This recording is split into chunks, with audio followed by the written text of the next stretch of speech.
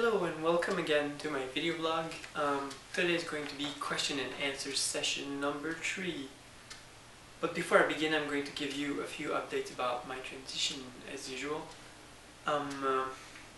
Yesterday morning I had my 4th hormone injection, and this time I did it myself under the supervision of a nurse. It went pretty well actually. There was no pain, no real complications, except that when I pulled the needle out, there's a little bit of blood that spurted out, and that kind of freaked me out for 5 seconds. But the nurse gave me some tips to avoid that happening in the future, so hopefully that won't be a problem. And I don't think I'm going to have any difficulty doing it again, you know. It's actually pretty quick, pretty simple.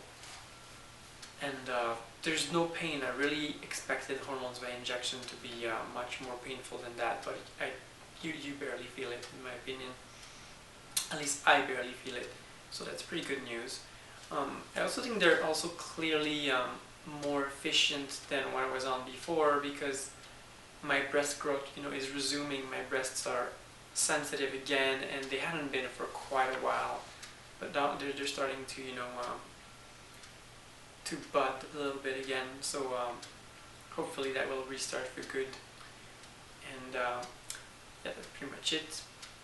Apart from that, in terms of my studies, I am almost done with my last course. I attended the last lecture. I just have to finish my course project, and then I'm done with the last course of my master's degree, which is pretty sweet. And I think I'm going to be able to get another A, which is great because all the courses that I took in my undergrad in my field and all the courses that I took in my master's, I've had an A so far. So if I can get an A in this, then for my master's degree I'll have a perfect 4.0 GPA, which is the max that you can get at my university. Apart from that, I also went to a birthday party for one of Erin's friends, and I dressed pretty feminine for the birthday party, but I didn't wear makeup because I didn't quite feel that comfortable still. But we went to a restaurant with Erin, myself, this friend of Erin, and her friends, and everybody referred to me using feminine pronouns and seemed to be pretty accepting. I don't even know if these people knew I am trans, but they seemed, to be pretty welcoming, and even the waiters, used feminine pronouns. So I felt pretty comfortable, and that was good for me because usually, when I go out, I go to like to gay Montreal, to easy places where I know that people are not going to pose any problems, but the straight world is often scarier. But this went pretty well. And after eating at the restaurant, we went to this club called Thursdays, which is like a pickup place, and it was kind of funny because we were on the dance floor, and guys would randomly, start grinding on girls that they found attractive, I guess. And some guy just started grinding on me randomly, and I wasn't really interested, so I kind of moved and he stopped. But then some guy started grinding against Erin, and she didn't like it, so she just said, "Protect me." So I took her and I made us turn around, but then that guy started grinding against me instead, and anyways, it was kind of funny. I think Erin and I are probably going to go back there, and I'm going to dress much more feminine and just see how many guys are going to be attracted to me, because it's my new metric for how well I pass now. Apart from that, Erin and I went to shop for a new winter coat, and yeah, this doesn't seem very significant, but it is to me, because there's many days where I just don't feel very passable. I don't feel like I can pass, and I dress more androgynous, and I have been wearing this ugly boy winter coat for years, but it was really ugly and really getting old, and I really wanted to get rid of it because it's one of the last male items that I own. And we found me a new winter coat for only $82. It had like 55% rebate on it. It's a women's coat. It's very neutral, but it's also very warm, and the price was just great. So it's very nice, and I'm glad to have gotten rid of that ugly old coat and to never have to wear it again. I threw it in a trash at the shopping mall and I'll never see it again, and that's great. Okay, so now I will begin with the questions. You often mention that you are going to university for your master's degree and hope to go for a PhD. My question is, what field are you studying? Well, it's true that I often mention my studies, but I don't always say what I'm doing. Right now I'm doing a master's in computer science, and I'm specializing in compiler technology, programming languages, virtual machines, and artificial intelligence. And my thesis is kind of related to those 4 topics. But I also have some knowledge of 3D graphics and simulations, networking, etc. For my PhD, I'm hoping to go more into the AI branch and do some research on robotics and evolutionary computing, which maybe I'll do a video blog about at some point because I find it's a really interesting topic. But yeah, I'm a computer scientist, and I have some background in other sciences as well. But anyways, I really like computers, I really like logic, I really like building things. And this is why I chose this field, because it's very interesting, and it allows me to do research, you know. I mean, because you probably shouldn't confuse computer science and computer engineering. Computer science is more the research side, where people are trying to find new solutions to problems, you know, such as developing better artificial intelligence, for example. And computer engineering is about building new technological devices, you know, like designing new chips and new hardware, etc. But I kind of like the research side, but at the same time, you know, I find I can get hands-on, you know, into the programming and work on more applied problems as well, which is really cool for me. Okay. So next question. I'm going to start hormones soon because I've never felt comfortable with my body since I was a teenager. I'm 34 now. I'm just curious about the change in body smell. Is it a bad body odor, or is it just a simple change in body odor? Well, when you take hormones, it changes what you smell like. That means what your sweat smells like, what your urine smells like, and all those smells that come out of your body, I guess. But it doesn't change them, you know, to make them smell worse. What it actually does is the hormones change your metabolism. So before you had a more typical male smell, and the hormones, assuming you're male to female, will give your body a more female smell. So you will have less sweat, but you'll also have more female smelling sweat, and the same thing goes for urine and all that. I don't know exactly why that happens, but I suspect it has to do with a change in body chemistry. Your metabolic rate changes, and possibly the way your body consumes certain chemicals is not the same as it was before.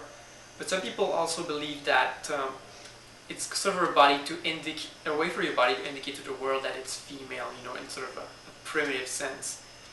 And it might be possible that you're actually producing, you know, female pheromones after you've been on hormones for a little while. I personally noticed a small change in body odor. I've also noticed that I sweat a lot less even when I exercise, which is kind of good. But yeah, you don't have to worry about smelling bad. You're probably actually going to produce less odor than before, and your odor will be more female, which might actually help you pass in certain cases when people are really close to you. Some people say that they will naturally perceive you as being female because they'll perceive your female odor that you will release instead of a masculine odor. Okay, so next question. I have a question for you for your next QA. Can you tell a bit more about the relative effectiveness of pills, injections, and patches? I have read about the injections being more effective than pills because it bypasses the liver. But what about patches compared to the other two? And while it is some time off for me yet, I will in all probability use the patches for safety reasons, but I'm not like the idea of maybe have to wear them for the rest of my life. I do want to wear a bikini at the beach sometime in the future after all. Well, before I switched to injections, I actually tried the patches for a bit because it seemed to me like they were easier to obtain here in Montreal and Canada compared to injections, which you have to get custom made.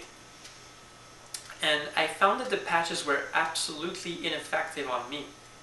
I just didn't have any breast sensitivity, I didn't seem to feminize at all. It was really weak and it was actually pretty expensive, even more expensive than the injections really. So I was really disappointed with the effectiveness of the patches. I've talked to other people on forums about this. People were telling me in general it's true, patches are a lot less effective. There just isn't that much hormone concentration in them. And I would say they're definitely safer than pills because they also bypass your liver. And to some degree they might be convenient because if you're really afraid of needles, you don't have to do an injection, but it takes just about as long, to change your patches twice a week as to inject yourself once a week. So I don't think there's any time saving, and it's true they're ugly. I always put them on my butt when I was using them, and they would do like those, the glue on them would like dry and become like black, and it was really ugly, and you just can't really wear any kind of revealing underwear or revealing bikini on patches. It's really lame for that. And yeah, I don't even know if patches are more effective than pills. I would think pills, estrase pills, estradiol pills are probably more effective than patches because it's much easier to get a high concentration. What people usually would do with the patches is they take 2 of the 0.1 patches, and yeah, it's usually not much. Some people do like them, but I think most people find it not really effective. In terms of effectiveness, the injections are definitely the most powerful thing you can get, and they're also probably the safest, or just as safe as patches. So I think it's really, injections are probably your best choice. I think I'm going to recommend injections to everybody from now on, except if you're really, really afraid of needles, or you really, really can't get injections, or you have some problems like you're a hemophiliac, then you probably want to use pills. But anyways, you probably shouldn't waste your time with patches because they're just not that effective. Hope that answers your question. Next question now. In your previous blogs, you mentioned that you have stored sperm so that you could have biological children someday. I presume by the time you begin having children, you will be living full-time as a woman. Have you thought about how you would explain to your children the fact that you are a woman, and yet also their biological father? Do you think that your future family might resemble that of a lesbian couple with children? Well, yeah. If I'm living full-time as a woman, and I have a female partner, then most likely my life would actually resemble that of a lesbian couple with children, and society might discriminate against me in the same way that it discriminates against lesbian couples with children, which is not too great, but I think it's an obstacle I could face. How would I explain to a child? Well, I prefer to be honest with children. I don't like concealing facts from them. I think people assume children are stupid way too often, and it's not a good thing in the end, I think if you want your children to understand, you probably ought to explain things to them clearly and simply, so I'll probably try to explain to my future children that I am transgender, what that means exactly, and maybe even the specifics of actually freezing sperm and all that. I would explain it to them so that they know exactly what happened. Of course, I wouldn't try to explain those things to them when they're 3 years old, but more and more, the more they grow, I would explain those things to them when appropriate, which is, still pretty young. I wouldn't wait until they're teenagers or something to be like that. But anyways, I think you should probably reveal the truth to your children, because otherwise they're going to learn the truth from classmates or something, and other people making fun of them, and that's not really a good way to learn the truth, I don't think. Okay, next question. Do you have any religious beliefs or activities that you would care to discuss? Well, I do have some religious beliefs, although they're probably kind of atypical. I don't really fit in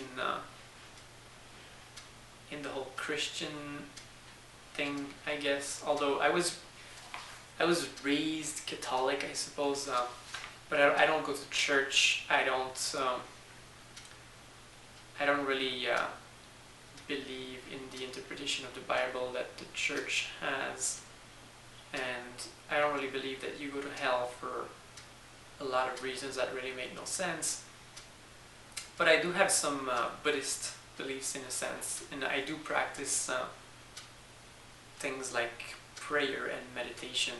I suppose I can make another blog about this in the future, but yeah, really. I believe in freedom of religion and in individual religious practice. I don't really like organized religion. I think organized religion has caused mankind too many problems in the past. And yeah, maybe I'll make a video blog about my religious beliefs at another point. Most transgender people on YouTube spend much of their time talking about overcoming prejudice, mistreatment, and the politics of gender and sexuality. It seems that most trans people in the US live in a constant struggle with society at large over their condition. In your vlogs, you don't talk about these things much. Is Montreal a fairly trans-friendly place? Would you like to live somewhere else after you've done with college? Yes, I would say Montreal is definitely very trans-friendly. It's probably one of the most trans-friendly places in North America. Canada in general is probably a lot more trans-friendly than the US. The North is more trans-friendly than the South in general, and big cities are more trans-friendly than small towns. So Montreal has a gay neighborhood. Like there's a gay Montreal part with gay bars and everything, and people are encouraged here, I think, to be pretty tolerant. And gay bashings and all those things are definitely not considered cool here. And well, yeah, I think Montreal is definitely much more trans-friendly than many places in the U.S. It's not perfect, obviously. You know, if you don't pass, or if you are visibly non-heterosexual, then you're still going to encounter some people that make fun of you every once in a while, you know, but usually they're mostly harmless, you know, stupid college students or high school students that, you know, are really respectful. But that's everywhere. I mean, as far as whether I'd like to leave Montreal someday, I'd like to stay here as much as possible, you know. I mean, I was born here, I grew up here, I like it. I don't really want to leave that much. If I have to leave because I can't find a job here, then well, maybe I just might have to. But I definitely, you know, would prefer to live in an open-minded environment, because that's going to make things a lot easier for me. Okay, next question.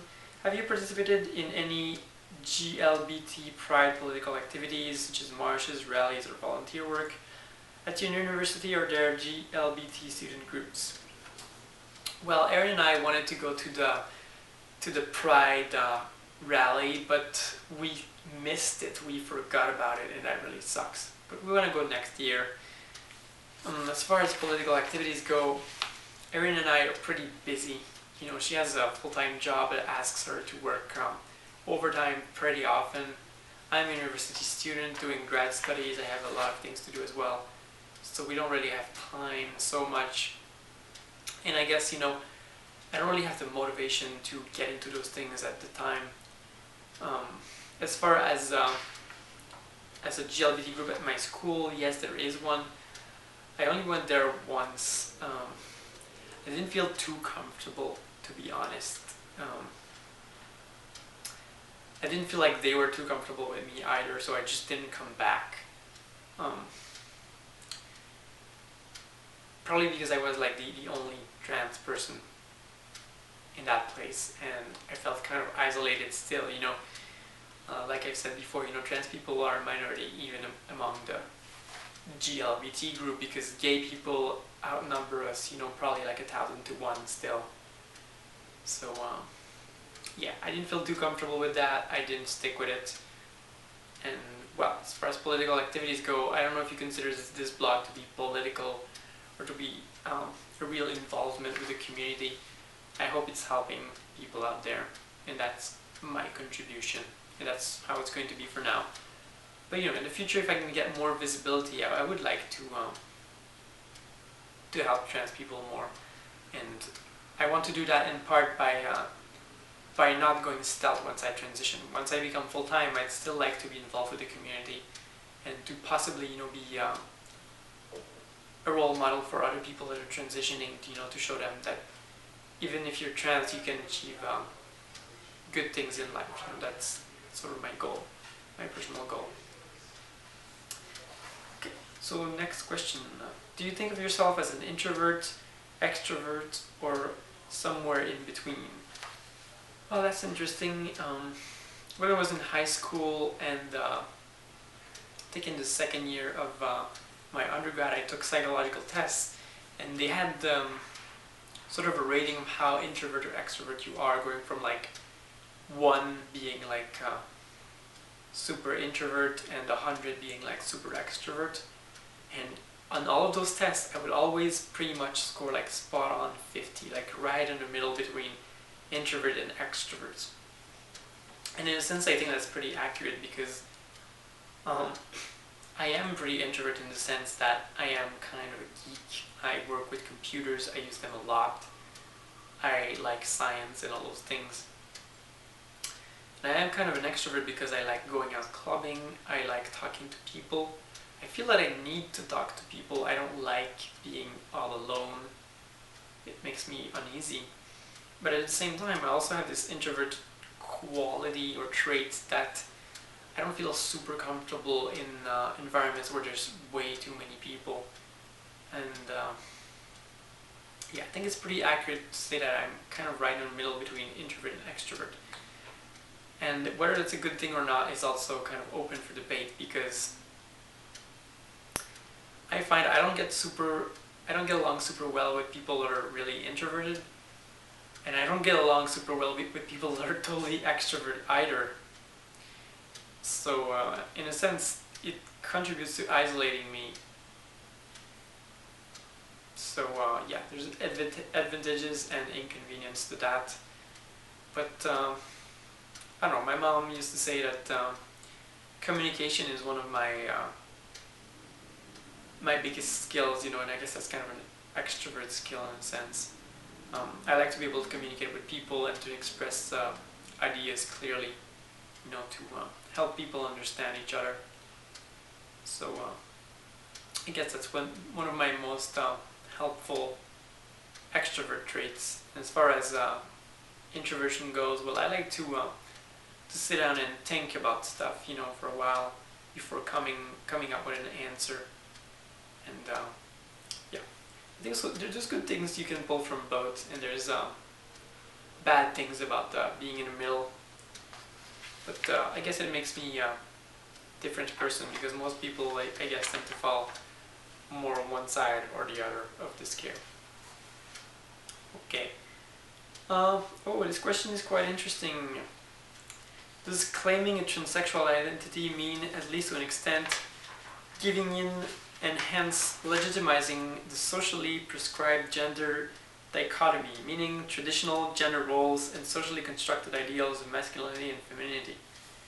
I suppose we all give in to the gender dichotomy to an extent. My claiming a gay identity, for example, relies on my understanding of myself as a given gender and my sexual objects of choice being of that same gender. But I feel like I still reject traditional definitions of masculinity and femininity. It seems that being a transsexual, though, means embracing these traditional definitions rather than recognizing they are socially constructed. Well, it's a big, loaded question, I guess. It's actually one of the main griefs of feminists. A lot of feminists don't like transsexuals because they feel like transsexuals are really embracing the patriarchy and the whole traditional gender definitions. You know, transsexuals go out and they say, I want to be feminine, I want to do all those feminine things, and they feel like this is hurting their cause, you know, feminists. And then there's this whole sexual theory that exists of what constitutes masculinity and femininity, and sexologists, I think, will say that there's a continuum, you know, that there's no such thing as really man and woman, but there's a lot of shades in between, and blah blah blah. But what does it mean to be transgender? Does it mean that you accept that the traditional definition of a man and a woman is the right one? Well, I think it's important, you know, to I don't know, in a sense I would say just, you know, let's cut the crap and get to the real facts, you know? Like, as much as it's true that society has constructed a notion of gender, there are some real natural differences between men and women. There are a bunch of physical traits that are associated with masculinity and femininity, and every one of us, you know, falls somewhere in terms of those physical traits. So obviously, you know, if you have a really masculine body, people are going to point at you and say, that's a man, you know, in terms of physically, you're male or you're female. And those things, you know, you just can't avoid. So to begin with, I think transsexual people are not comfortable with their physical body. If you're a male to female transsexual, you don't like having a masculine body, and you want to change that to have a more female body. And having a more female body, what is it going to do? It's going to make people perceive you as a woman. You know, people constantly associate the way your body looks with your gender and identity, and I think everybody does that, you know. You were walking on the street, and you see somebody on the street, you know, and in a fraction of a second, you're going to try to assert which gender this person is. You know, you're going to assert whether that person is a female without even thinking about it. You're just walking on the street, and you see somebody, and oh, that's a man or that's a woman. Your brain kind of automatically makes that that differentiation, and whether you think that person is a man or a woman is going to affect the way that you treat them. You know, and transsexual people, they don't want to be treated as the way their physical bodies would make them be treated. You know, like as a male to female transsexual, I would like people to recognize me as a woman and to treat me as such.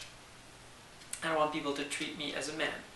So this socially constructed gender, or this social definition of what it means to be a man or a woman, or the gender role, it's true that it's socially constructed and that in a sense it's kind of arbitrary, but it really exists. You know, the way people perceive you affects the way they treat you. If people think I'm a man, they're going to treat me really differently from if they think I'm a woman.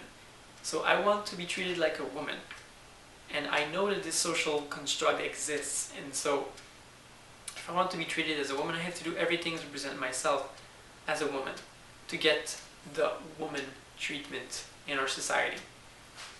So transsexual people, you know, if they want to be treated as the gender role that they associate with, they kind of have to alter their presentation, and they, in a sense, they kind of have to accept that this socially defined gender role exists. You know, I think in a sense it's pretty easy for feminists to criticize this whole social construct and to say that it's completely wrong, because if you're a feminist, you know, and you're just a genetic woman, you're not a transsexual, you don't have to deal with the problems associated with like being recognized as the wrong gender every day. You know, you don't really have to deal with this harsh reality. So in a sense, it's pretty easy for you to say, well, society should just change the way it is, and let's work to change the way society treats men and women. But like, if you're a transsexual in general, you're not really concerned with changing the way society treats men and women within like the next 100 years. You're concerned with, I want to be treated as a woman now. And in a sense, you know, transsexual people, I think, are not really concerned with the politics of gender, because really, let's not kid ourselves. This whole idea of patriarchy and socially defined masculinity and femininity, they're political questions. You can have debates about them in university if you want, but transsexual people are not concerned so much with these political questions, unless they define themselves as feminists. They're concerned with the now, the here and the now, and the reality of what the world is like right now, and how they get treated in the world right now. Personally, I don't really give it a crap. I mean, seriously. I know that things could be different, and if they were different, actually, I would probably be happier. I think if society was more accepting of men being more feminine, for example, I would probably be more comfortable, wearing female clothes out there. I wouldn't worry so much about being perceived as a cross-dresser or being made fun of, and that would be great. But I know I'm not going to change the world within the next 5 years. And I'd really like to be full-time much before, 2013 or 2015. I'd like to be full-time next year if possible. And so I kind of have to just accept the way society is now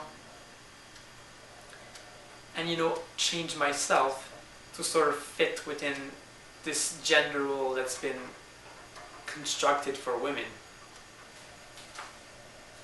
But anyways, moving on, I think it's also important to realize that there are also inherent differences between men and women that are not socially constructed, There's been research that's been done, for example, on monkeys that's shown that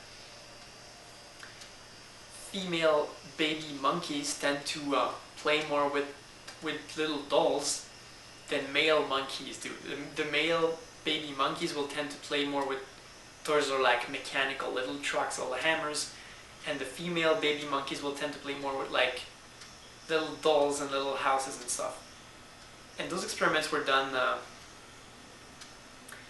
I believe, in the 60s and 70s, and they just show that naturally, it's not just a human thing, but like there is an inherent difference between the male and the female brain that makes women have more empathic tendencies and men have more of an interest for those things that are like, kind of like mechanical and physical and all that. So I think it's important for people to realize also that there's some inherent differences between men and women that exist from birth, and even if we completely got rid of the whole social notions of gender, we couldn't get rid of the fact that men and women aren't the same, and that there is a difference between the two, and there would still be transgender people, I'm sure. So that's what I had to say about that topic. Okay, so this will be the conclusion of my question and answer session number 3. I'd like to say I've had some very specific questions about hormones from a few people which I didn't answer today. I'd like to point you people again to this Yahoo group called TS Do It Yourself Hormones. I think if you have some really pointy questions about hormones, you probably should go on that group and post there, because then you can get feedback from a lot of people, and people can take more time to answer your questions and all that. So I'll post the address in a video annotation so you can see it at the bottom of your screen, and I encourage you to visit it if you have any questions specific to hormones and their effects, and what is best to take for you, and what kind of side effects you can expect, and etc. Okay, so that's it for today, and I hope you enjoyed this video. Goodbye, people.